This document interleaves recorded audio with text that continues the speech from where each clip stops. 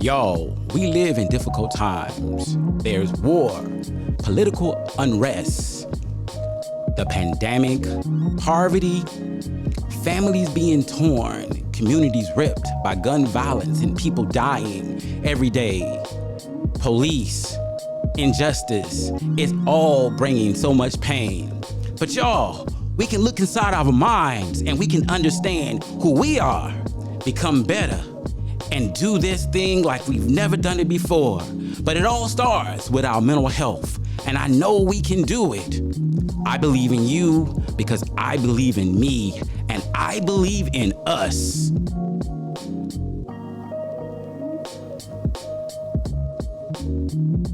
Hello, and thank you for joining in for another episode of Therapy is Life, where thinking, feeling, and experiencing well-being is what we do. Today, we want to talk about relationships. Yes, what's up with relationships? They are so important. Intimate relationships. In fact, let me start with this. To my panel over here, Niesha and Delilah, these great therapists and professionals. How y'all doing today? Beautiful, great. Thank you for having us. You know, I love having y'all with me, always. So we're going to be talking about relationships today, and I was thinking about something. You know, when we talk about health, one of the first things we talk about is eating. We talk about sleeping. We talk about working out. But guess what is the most important factor in long-term health and well-being? Your relationship with you. Yourself. I don't know if you were going to go that way. I don't know. What else? What else could be? Those good answers. What else could be? Y'all know? I will say this, that it is our relationships. Our relationships play a very critical part of our overall health and well-being. And in fact, statistically they say that men benefit from long-term stable relationships more than women. Oh, wow. Yes. Okay. Say that simultaneously. Right? Yeah, that's right. Yeah, men benefit more from healthy relationships more than women, and I find that fascinating. But to go a little farther, but with relationships, in particular with intimate relationships, you know, there's a lot of challenges. We see that 50% of marriages end in divorce. In relationships, there is a lot of domestic violence. In relationships, there's an emotional abuse. Yes. In relationships, there's a lot of fidelity and communication issues. And I'm getting calls every day from people wanting couples therapy.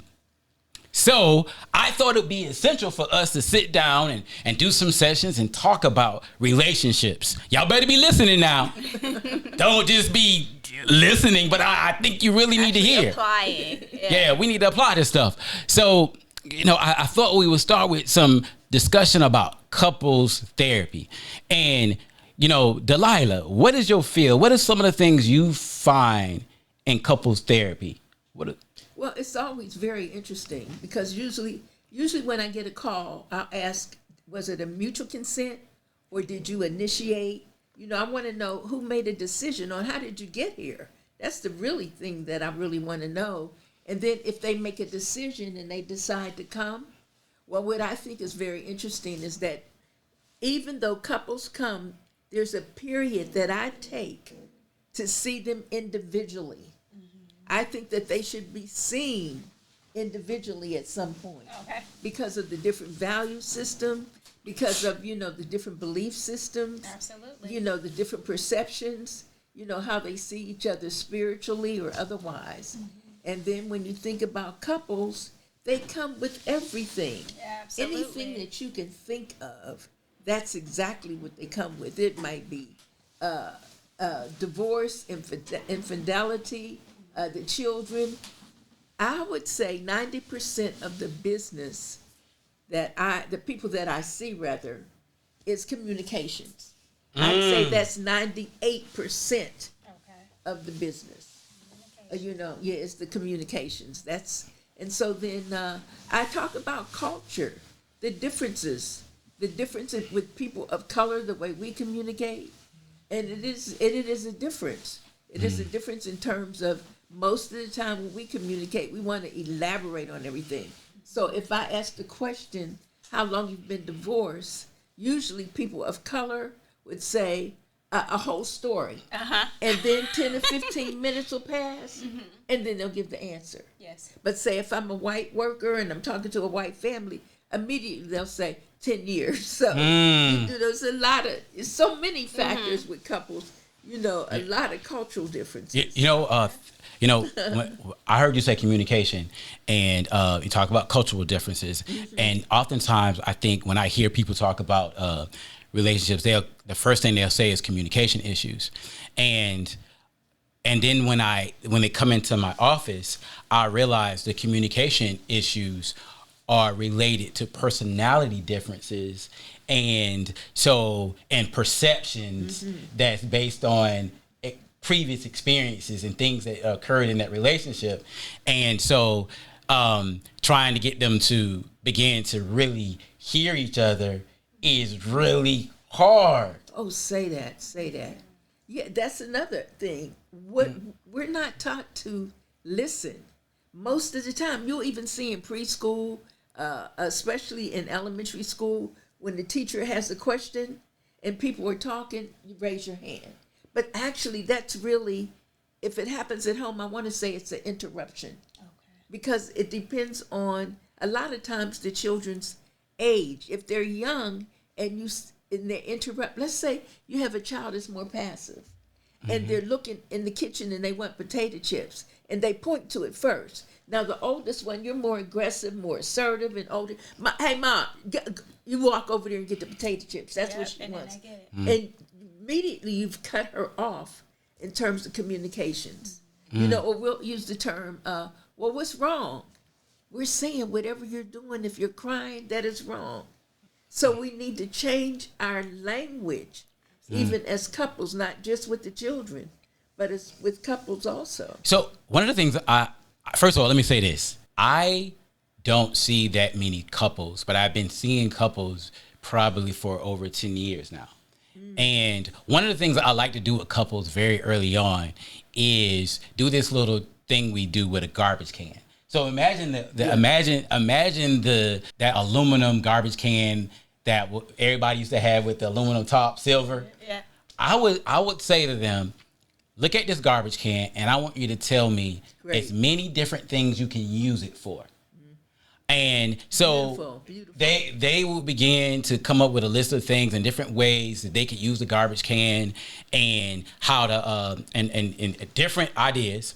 And when they got finished, I would ask the question. I would say, so how did you feel doing this? How many things did you come up with? How do you feel you worked together? Did you enjoy it? Why? If you didn't enjoy it, why not? What problem was I trying to get you to solve? And the answer would be trying to figure out as many things you could do with the garbage can. Did you notice your emotional state when you was doing it? Did you find it to be easy? Then I would say, what if you could take that and transfer that to your communication about other type of problems? How would that help you in terms of solving problems? Because one of the things, people would not be defensive. They could be objective. They could work back and forth without making it personal. Yes. So thus, they was able to improve their communication. So much, why it's difficult for me in couples therapy. People come in and we can get into the next episode, come in so defensive and on guard about things that they stop hearing each other. And so the communication goes because the woman is communicating and saying, look, I want to solve a problem. And the man is hearing it. It's like, oh my God, she's tripping. And boom. So now this is vicious cycle going on and nobody's being heard because we're looking at it not in a way to solve a problem. We're looking at it and saying, you're saying that I'm not good enough. Yeah. Yeah. Absolutely. Yeah. Because listening is an art. Right. And you have to learn and acquire it like other things, because I noticed our family, this was years ago, but a sister came in with my sister and she'd come to our house a lot. And one day she stood up, we were all at the table and she said, she hit her hand on the table. I don't understand this family. You keep saying things like, she did, he did, it was. I don't know what you're talking about. Right. You see what I'm saying? Because we would address know the problem. Right. Yes, what is it? Yeah. And who is she? And they. And they, yeah. Yeah, exactly. So let's address the problem, but we avoid it, and so the communication stays stagnant, and then there's all these assumptions that we make about people and how they're feeling versus being able to ask direct questions and understand where they're coming from. Yes. Because assumptions can be a mother. Woo! Jeez. We can be all That's up in true. la la land somewhere with our assumptions. And it might not have anything to do with the person, the situation, the circumstances, places, things, everything. It might not even at all, but sometimes we do that for our own comfort level, Right. for our own level of we feeling insecure, but now I'm going to act like I'm secure, so I'm just going to assume that this is the way it should go and this is the way it should be. Right. I'm going to come back to it. You said something earlier about people needing individual therapy, and I'm going to come back to that. But I'm curious about the whole idea. So we're talking about words, and oftentimes people will use words like always, never, I know. Should. Yeah, coulda. could have, and labels, calling people names. One of my, speaking of name calling, one of my best memories was working with this couple that they frequently use curse words just in talking. It's MF and this, MF and this, MF and this. And so they talk that way. And so one time she comes in and says, look, I'm really mad at him because he called me an MF. I'm like, but don't y'all talk like that all the time? Exactly. What's the difference? I like that. What made this particular time different? Yes. Yeah, what made you're this, right. like, what made this different? Y'all talk like that all the time. So if you changing the rules, then y'all need to establish Absolutely. Yeah, a different whole set of- foundation. yeah, Can't but change the rules in the middle of the game. He's probably not even aware of what he did because he's like, what? I always do this. Yeah. So kind of identifying Good in point, her good point. what changed within you when that was no longer okay. yeah, what changed? Beautiful. Yeah. And then how did you communicate or establish that boundary, right? Yeah. Yeah, so people struggle with that, and of course the always and the nevers. Because when you say always do. and never, what happens? Yeah, and that's You so don't absolute. acknowledge. Yeah. You don't acknowledge yeah. the times that I did. You Exactly. talk about, oh, well, I never wash the dishes. I never clean up. What about last week? I actually did. So it kind of undermines them, right? And it makes them feel like what they're doing, what they did do in the small efforts weren't good enough. Exactly. Back to that feeling of not being good enough. Yeah. What you mean? Yeah, what you mean? Stonewalling and contempt and all of those. Yeah. Being critical. Yeah, so what do you mean? I did it last week and or the week before that, and you're saying I never do it. I never do it, Then they give up. Well, Yeah. since you don't notice my efforts, I might as well stop trying. Yes. Yeah. I Now, might. that's interesting you said that, Niesha, because I've been watching Marriage. What is it? Marriage at First Sight. Yeah.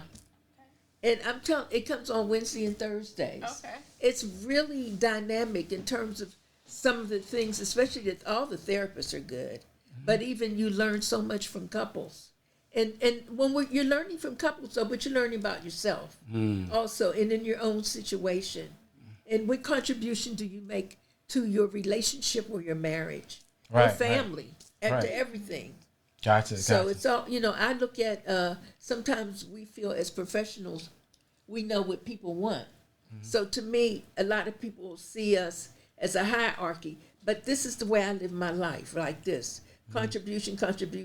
I'm not up, I'm not down, I'm with you. That's right. And I've always learned from everyone that has come, and sometimes I write out little things, and then I'll laugh and they'll say something. I'm like, wait, hold up. I'm taking notes. My sister, we always tease each other about, hold up, I want to write that down. Yeah. That happened twice yesterday. Yeah. With you saying that, it makes me think, a lot of times when couples come to therapy, it feels like they want you to take a side. Oh, say that one. Now that is They want you to say, they want you to be judge and say jury that. and say, well, you wrong, you right. Exactly. And I'm like, this ain't no Dr. Phil thing over here. I ain't doing that. No, not at all. I hear you, Gerald. I ain't doing that. understand. I And the can first thing I relate. say, I was not there in the situation. So for me to say you right, you wrong is for me, I think, to try to, for me to understand everything, but I hear what I hear. And so let's look at the different factors that may influence the outcome. Yeah. The outcome. What may be influencing that? Because the woman who says, "Well, he never buys me nothing. He's never kind to me or warm." She says that, but then, as you were saying earlier, look, well, maybe she's always complaining. Maybe she's always fussing. Maybe she's always never satisfied. So now he's tired. But we miss that part of the discussion if we don't walk through it. Absolutely. So we have to be able to step back and actually hear both sides, and then point out ways to help them address it, but not say, "Oh no, you right, you wrong." So then they can take that immaturity, they can take it home and be like, "See, the therapist said." Yeah, that's what they'll say too. Yeah, because one day some lady said to me, I didn't want my husband to come today because he looks at you as though you're just something so special, and he'll say, you said, that's it, kind of thing. And the word according to Delilah. Chapter 5. My term is reject, skip over. Sorry. Not at all. Not at all. But that's what happens. Sometimes it's difficult to stay neutral. Yeah. But through my experience, usually, if and when that happens, it's the male, this is a gender thing, that feels I'm taking up for the female. Right. And I even initially talk about remaining neutral when they come and how important that is. But I don't use the term right or wrong. Yeah. And I'll say, you can't draw me into that. What do you think about it? Did you see yourself? How did you feel about that? What would you say about it? Well, if we exchanged chairs. So, I'm going to do a Gestalt thing. I'm going to put you in this chair, and I want you to be me. How would you address it? Exactly. So I get it off of me. Yeah. It helps to validate both sides. Yeah, I like that. As clinicians, we aren't here to take sides. We aren't here to say who's right or wrong. But couples need validation. We all need validation in all of our relationships. And I think that's the role of the clinician in couples therapy. Granted, I do not see couples, but I think that it's very important for people to be validated, for those same reasons. They're coming into therapy because they want to be seen, they want to be heard. There you go. Right?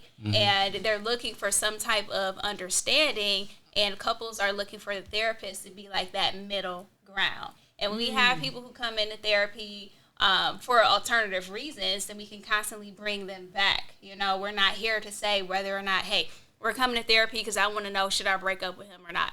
No, we're not here for that. We're here to figure out what some of your underlying concerns, what are his underlying concerns, and how can we come to like an even ground? What can we do to help the situation? Let's identify what got you guys to where, you wanted to be in a relationship. How did things first start? Where are they now? How do we get back to at least the middle ground, right? So as clinicians, we're here to guide them and give them skills. We're not here to tell them, hey, break up, divorce. That's not what we do. Yeah, that's not what we do. And if they make that decision, they made that decision. Yeah, not the therapist told me to do so. We're just holding a flashlight, directing their paths, right? Yeah. We're just here to help them through their journey, not to say like, whoop, check off divorce, you gotta go, or you're good, you guys are gonna stay together. That's not our role. Yeah, say that. Beautiful. That's what's up. That.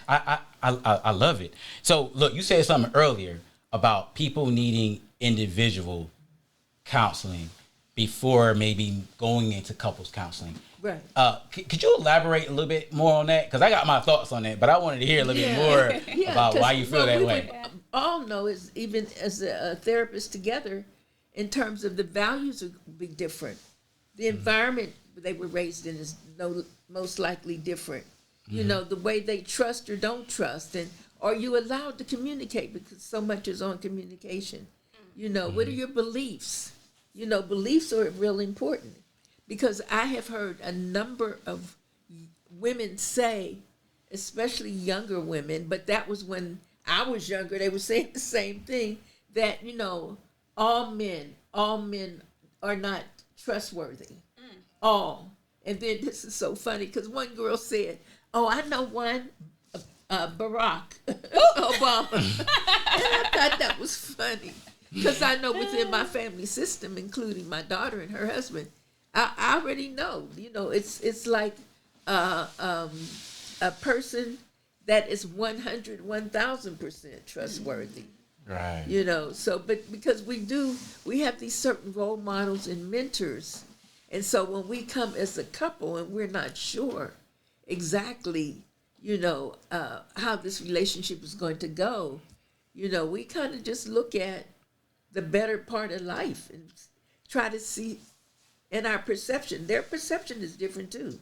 When you talk about change couples. that cognition. If you think like all men, thinking, thoughts. Yes, all men cheat. Yeah. Remember that That's song? one of them All they men are say a lot. dogs. All men are dogs. Yeah. That's old from like the 90s probably. However, if you have that cognition that all men are unstable, they're going to cheat, they're this, they're that, and then you decide to go into a relationship with those same thought patterns, then that means the first time he messes up, you're feeding into that negative cognition. You're like, see, prove I'm right.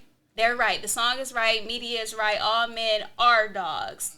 But how can we challenge that, right? How can we reverse that and reframe that into, no, like some people have cheated, women cheat, men cheat, but let's find some of the positive qualities. Yeah, because what you focus on expands.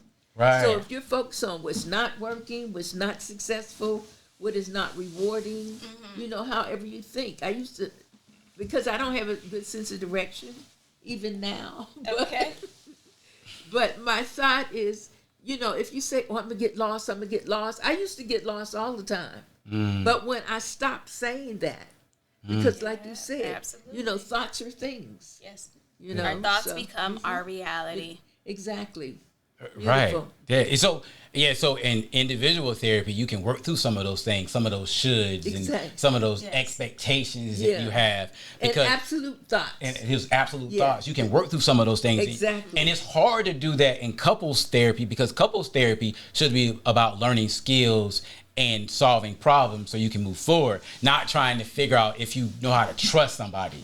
Yes, that's individual. That's individual therapy. If you got issues with your mom or your dad, or nobody ever heard you, nobody allowed you to talk, nobody was affectionate with you, and so now you get in this relationship with someone and you expect them to do all these things that nobody else could do. You gotta be mom, you gotta be dad. Yes. You gotta be everybody except for their partner. Exactly. Not except for and their partner. I gotta be mom, I gotta be dad, and I gotta be your partner. This is draining. I don't know my role. I don't know which hat to put on. However you feeling for today, I don't even know. That's when couples need to identify, the person in the relationship may say like, okay, this is draining for me. You gotta go to therapy because I can't heal you. I can't do every piece. I want to be your partner. I can't be everything. I cannot heal your trauma. But sometimes in relationships, we don't know when we're crossing that boundary. Because we feel like that's my other half. I should be able to do this. But see, this is where the misconceptions and the myths come, and the perception, the things that we're taught. And a lot of times things that we're taught, we're wondering why they're not working. And a lot of times they're not working because whomever you're expecting certain support from, they only know one way. There's millions of people on the planet. There's millions of ways that we can do things. But sometimes we look at things so absolute, like it's just going to be that way. Or my mother did this to me. When we stop blaming people, blame has no value. Say that again? It has no value. You can keep all your life. You can blame me all your life. But it has no value. It's just Write that down, y'all. Pen and paper. Right. Put that in the comment section. Blame has no value. I love it. Yeah. It's like when you go to the post office, you mail the letter. You trust that it's going to get to where it's going to get to. Right. So sometimes we need to begin to love and trust ourselves more. Because that's where the codependency comes in. we cannot make a decision without someone else's input. You know, or we had planned to do something, but you bail people out. You tell lies for them. You know, you set them up. So it as we know, it can get so deep. Gotcha. I'm gonna tell the story right quick. There was a woman, and her son was on crack, and every week she got paid. She'd keep her purse open. They never talked about this. Totally nonverbal, but she'd keep the cash in her purse. He would come every Friday to get the cash. They lost their house. They lost everything, and she didn't come to me until all that was over. Yeah. She didn't tell you nothing until all was over. Right. Yeah. Codependency, nonverbal on the negative side. And that was all she knew. That's all she knew. And that's so unfortunate. And so those are things we need to work out in individual therapy. We really can't address those things in couples therapy. And a lot of times, one of my resistance to doing a lot of couples therapy is typically people have waited too long to come. They out the door, and they come into therapy at the last moment, the last resort. You should be a magician. For his next week, we need to go to therapy today. It's like they've been in a boxing fight, and it's like counting, kind of like trying to make sure that they can get up and fight again. They're done, and so now they come into therapy sessions, and it's like, okay, so now we're gonna fix this. But there's so much stuff going on. There's so much resentment, contempt, and defensiveness. And all this stuff and stonewalling, all these crazy things are going on, which we're going to talk about more in the next episode. But and so you can't address that. And I'm like, no, you need to go and talk to individual therapy, really a therapist, and really evaluate what you're thinking, what you're feeling, and really decide if you really want to move forward with this. But if you're trying to use this to make that decision, you in the wrong place. And what do couples fight about? You see that? Zero, because you can fight about, well, my husband didn't put the toilet seat down. No. But usually what happens is we address issues or we don't address issues. But something came and happened before that. Yeah. Yeah. Like when we don't get angry for what's going on right now. We get angry for something that happened in the past. Exactly. That's what the Course of Miracles said. It was already there. Yeah. So we have and something exploded or initiated or provoked it, and it came up, and you put it on that. Gotcha. You know, placement. You placed it on that. Gotcha. So some takeaways we could take from this particular episode might be number one. Is that when you come to couples therapy, you need to be prepared to address couples issues and not individual issues. You need to rethink how you communicate, be open, try to be less defensive. Anything else you guys might want to add to that? Well, I think we were going to move into another segment. Yes, ma'am. We're going to move to another segment. And so we can talk. The third point today is, as you were using the trash can analogy. I love that. The third point could definitely be being open, being transparent, being able to be more dialectical, validate your partner, understand that there's two people, there's two hearts, two souls in that room that you're really trying to figure out. Is this best for me or not? But being able to understand this person's point of view as well. So I really like that trash can. Yeah. Oh, yeah. That's great, because it brought me to what I do is take a piece of paper and draw a floor, like, little blocks. And so because they interrupt so much, I'll say, oh, no, she's on the floor right now. He's on the floor. And that person stops and gives respect to what they have to say. Gotcha. Yeah, you got to be able to hear. You got to be able to respect and hear to listen to what the other person's saying. We oftentimes talk about active listening, and so being able to refer back to what that person's saying. Give them a summary and then say, is this what you mean, or this is what you're saying? And paraphrase. They can say, paraphrasing, and that person can say yes or no, because it helps them to better understand before they respond. Exactly. Because, a lot of times when people communicate, they're already thinking about what they want to say. That's what they're not even listening. And they're not even listening to what you just said. Stop talking so I can say what I was about to say. Yeah, especially little kids, and they grow up and keep on that same framework.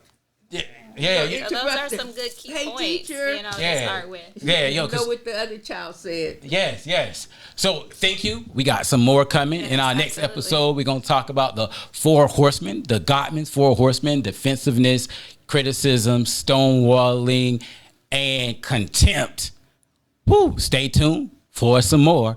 And don't forget to like and subscribe and leave your comments in the comment section. Yes. Please.